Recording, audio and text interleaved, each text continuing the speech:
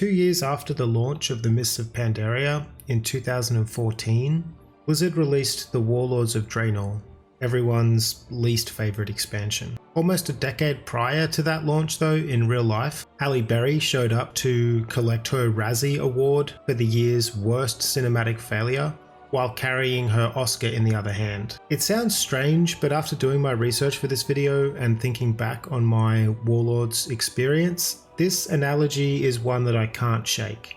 Warlords is the Razzie, Mists of Pandaria is the Oscar, and Halle Berry is Blizzard. I don't want to be too harsh when talking about Warlords because as an expansion, it did a great many things very well, but unfortunately the things it did poorly were legitimately bad and are what it's remembered for today. Warlords of Draenor for many players, including me, felt like it launched about 3 months early, when the first short of the Lords of War animated series premiered, about Kargath Bladefist. Blizzard had tried something similar to this sort of series in Mists of Pandaria with the Burdens of Shaohao animated series, but they were released half a year after the launch of MoP. And with Warlords, Blizzard were instead using the animated series to promote the next expansion. By the time the last Lords of War short was out and we had seen Murad's story, the hype for Warlords was unparalleled. I have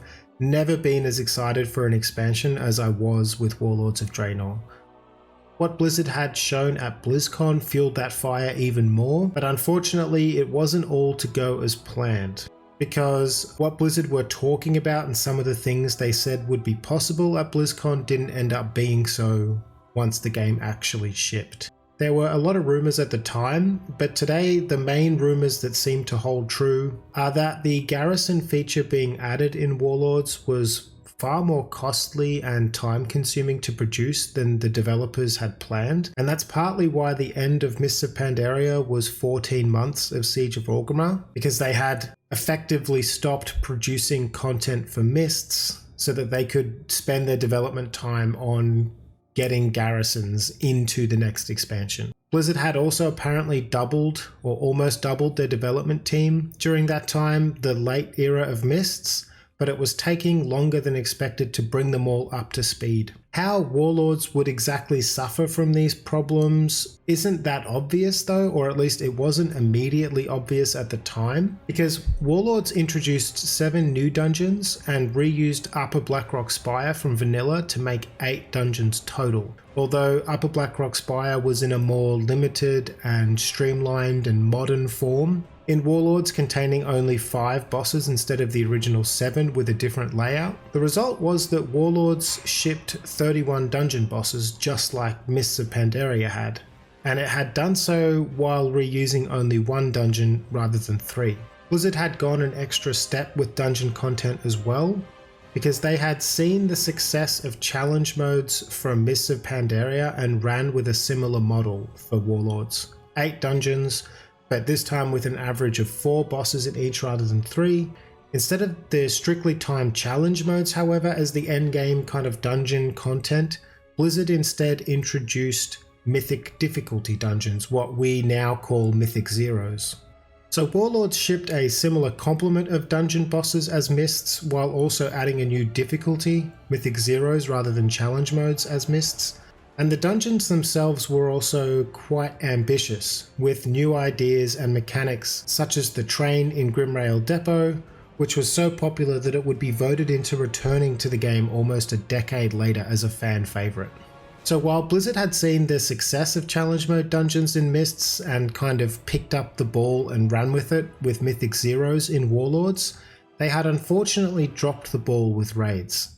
But this was a fumbling, I would say, more about the quantity of content rather than the quality of content. Because it's difficult for me to think of an expansion with more well-received, iconic, cool and enjoyable raids than the 3 that were in Warlords. Highmaul, the Blackrock Foundry, and Hellfire Citadel.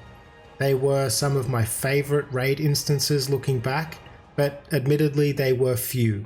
Those 3 raids were spread out over more than 2 years, and players felt the missing raid content after becoming accustomed to the 5 or more raid instances that they had received per expansion in the past.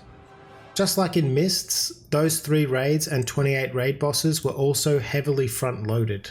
The final Warlords raid was Hellfire Citadel, which came out just 8 months after the expansion launched, with yet another 14 months content drought or slog before Legion launched.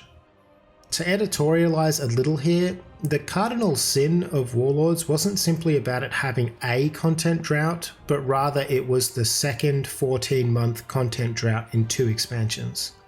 To make matters worse, the sentiment of Warlords was that garrisons had isolated players into what felt like single-player instances and made much more of the content out in the world redundant by adding some things to the garrison, like the auction house, bank, guild bank, mine, herb garden, and things like that, that meant that players just didn't have to venture out into the world for a lot of other reasons. I certainly see the complaint that many players had at the time, but it didn't really affect me. I started farming achievements and mounts and transmogs and pets and things like that during Mists of Pandaria, so I took both content droughts as a chance to catch up on a lot of the older content I had previously missed or raced through in the past. As for what Blizzard did so well in Warlords, the pre-game hype or the pre-expansion hype was incredible. The Lords of War series was some of the best storytelling Blizzard have ever done, in my opinion, and I'm happy that this trend continued going forward with further similar animations like Jaina in The Daughter of the Sea for Battle for Azeroth. Blizzard also began leaning quite heavily into in-game cinematics that made a lot of the stories and questing areas in Warlords feel much more impactful than similar things had done in the past, like the Frostfire Ridge cinematics and quest chain that got players invested into much of the world and lore in ways that many had never done before, including me. The dungeons were top tier. The Everbloom, Grimrail Depot, and Shadowmoon Burial Grounds were all popular enough to make reappearances in future expansions. Warlords also continued on with their combat iterations and flow improvements that many specs had made in Mists, making further improvements upon them again in Warlords. We got Gladiator Stance and the Claws of Shivala for Druids, but unfortunately the Lord giveth and the Lord taketh away, because not all of those iterations would stay, but suffice it to say that the so-called vehicle that players played, their spec and class, to experience the game content itself was top tier in Warlords. Unfortunately, the content that we as players could use those so-called vehicles to explore and engage with was lacking, particularly regarding raids and their pacing and scheduling. What we didn't know at the time though was that Blizzard were cooking. All of those new developers were working hard on delivering what would arguably become the largest and one of the absolute best expansions the game has ever had, Legion. But that discussion is for the next and likely quite long video. If you've made it this far, thank you for watching, and algorithm stuff.